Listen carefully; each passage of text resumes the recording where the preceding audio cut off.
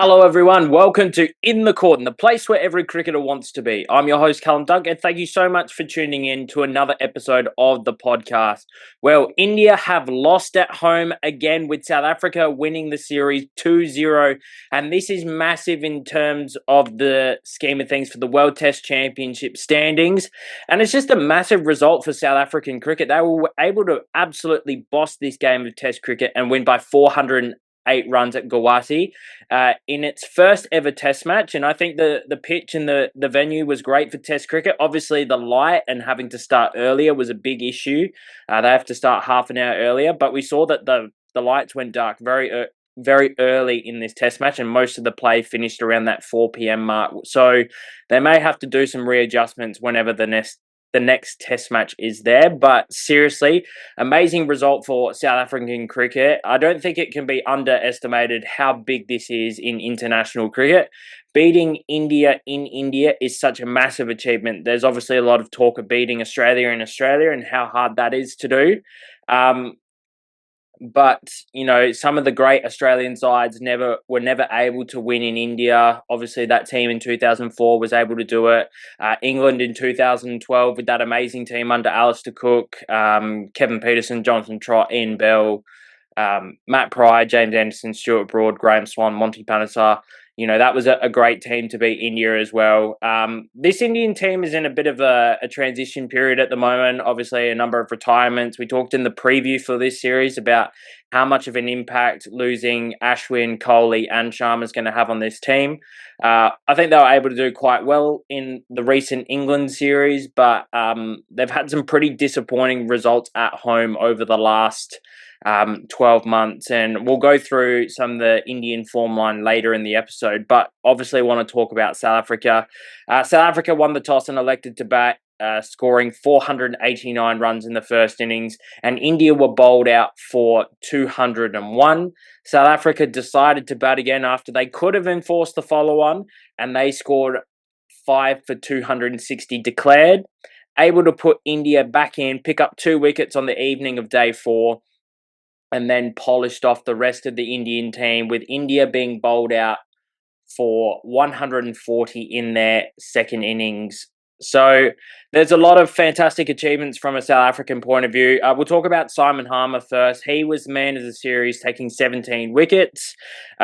He took 9 wickets in this game, was man of the match in the first test at Kolkata, but he was able to spin the South Africans to victory with a 6 for 37 wicket haul.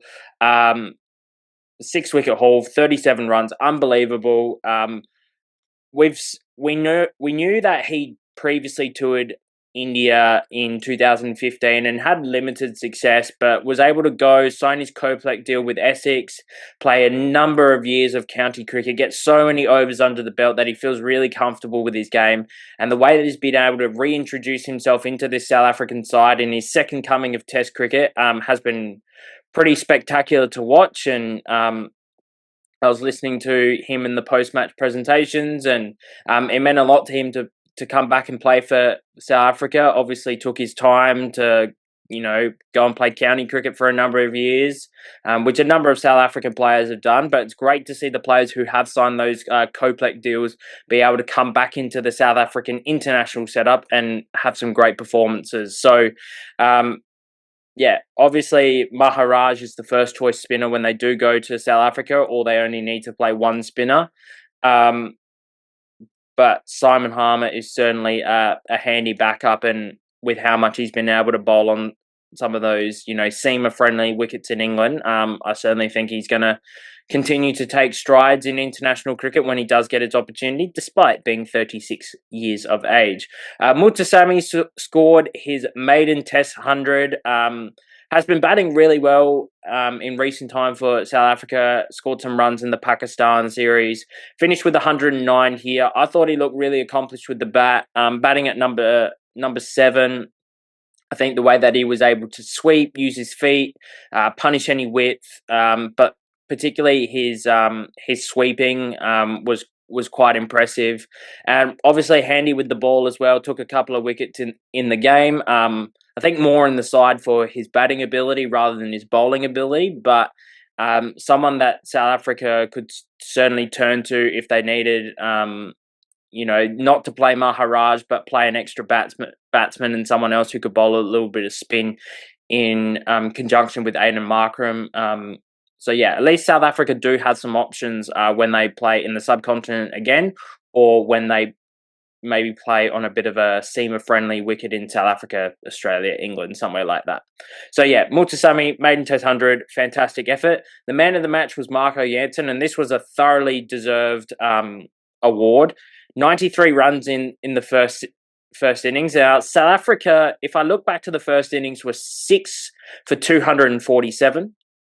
They could have been bowled out for around that 300 mark, maybe 320, 350 sort of area. But him and Multasamy were really able to knuckle down and basically bat India out of the game. Not too many teams are coming back after a team post close to 500 in the first innings. But it was with the ball that he really ripped this game open for South Africa. He was able to get a bit of variable bounce, get players playing away from their body. Took 6 for 48. Took the key wicket of Jaswal on the evening of day 4 as well. Marco Jansen is someone who just continues to take strides in Test cricket. There's been points where he's been relatively poor with the bat, and batting at number 8, you're not expected to be getting consistent runs all the time, but the more often than not that you can contribute with the bat and stretch the tail, I think it's super important. And he's a very young man at the moment. Been in Test cricket for 2 or 3 years now, and continuing to take strides and continuing to gain a lot of respect in the world of international cricket. Tristan Stubbs keeps finding a way to prove himself. I really, really like Stubbs. 49 in the first innings, would be disappointed to get out just one short of a milestone. But threw his wicket away trying to chase quick runs in that second innings. Unfortunately, throwing away 100. Really deserved 100. Got 94. Obviously, South Africa wanting to declare with the light starting to fade and a bit of extra difficulty for the Indian opening batsman. So, searching for quick runs, but he's got a lot more experience batting in those subcontinental conditions. Plays a big role for the Delhi Capitals in the IPL. Really been able to jumpstart his career since I think he got picked up for 50 lakh a couple of IPLs ago, and was just really able to take off from there and grow in such confidence. So he's someone that's been seriously impressive, and I just love the mentality from the South African coach. And I don't know the South African coach's name, but in the press conference, he said he really wanted the Indians to grovel in the field and field for a long time. South Africa could have easily declared when they went past 400. But the South African coach and Temba Bavuma really want to, make the Indians hurt and feel tired. And obviously, I think that showed with them losing, being 2 for 22 at stumps on day 4. So I think South Africa have gained a lot of respect in international cricket this year. Obviously, reigning World Test champions, and being able to knock off India in their home conditions is a serious achievement. So well done to South Africa. And Temba Bavuma hasn't lost a Test match. He's only drawn one Test match since becoming captain, and now has gone up to 11 wins in 12 Test matches in charge. So it's a seriously good start to his captaincy career, and obviously we know the contribution that he had in that first Test match in Kolkata. If we're looking at the Indians, the team selection for me was something that was just very obscure. I think it was obviously the right call to bring back Shai Sudarshan when Shubman Gill was ruled out due to his neck injury. But taking Washington Sundar, who was batting number 3 in the previous game, and putting him at number 8 in this game, to me just made zero sense. In my humble opinion, Washington Sundar is not a number 3 batsman. He's also not a number 8 batsman. I think somewhere 5 or 6 in this team would suit him perfectly. Maybe a little bit lower, probably towards 7 if it was in Western conditions, so like a New Zealand, Australia, England, somewhere with a bit more pace and bounce. I think he's more of a number 7, but certainly in India with the decks being a little bit slower, less bounce. I think that Washington Sundar is a very, very capable number 5. I think he could have batted number 4 in this game, and it would have made a lot of sense. But to shift someone so drastically from 3 in the first Test match to 8 in the second Test match did not make sense. Also, I rate Nitish Kumar Reddy as a cricketer. However, I thought his selection in this game was a little bit odd as well. I would have stuck with Axar Patel. I didn't think that Axar Patel was that bad in the previous game. I would have certainly kept him in. I didn't think it was the type of pitch where you needed 3 seamers. South Africa just went in with the 2. Obviously, Marco Jansen being the out-and-out quick, and Mulder being the support and all-rounder in the team. It would have made sense to play Nitish Kumar Reddy if you had have, let's say, dropped Mohammad Siraj, but I thought the 2 Indian quicks actually bowled pretty well in this game. I just think South Africa batted extremely well, and they probably would have been hoping for a little bit more out of the spinners. Like Kuldeep took 4 for 115, which is not a bad return, considering the opposition scored close to 500. But yeah, I just think where India lost this game was the poor batting, and Marco Jansen was the destroyer in this. Some very poor shots. I was obviously very critical of England, the way that England batted against Australia in Perth and just throwing wickets away. And I felt that a lot of the Indian dismissals in this game were very unnecessary. So Jaswal made 58 in the first innings. But unfortunately, other than that, there wasn't really too much to celebrate with the bat from an Indian point of view. I think there's got to be some serious fire with Gautam Gambhir, and obviously it probably hasn't been the easiest of times to take over the Indian cricket team. Rahul Dravid did a fantastic job. Ravi Shastri before that was an unbelievable coach. But I just think that Indian teams just never lose at home. They might lose a test match here and there, but they never lose a series at home. In my sort of memory, the only teams that have been good enough to knock off India at home were Australia in 2004, which was, a golden age of Australian cricket.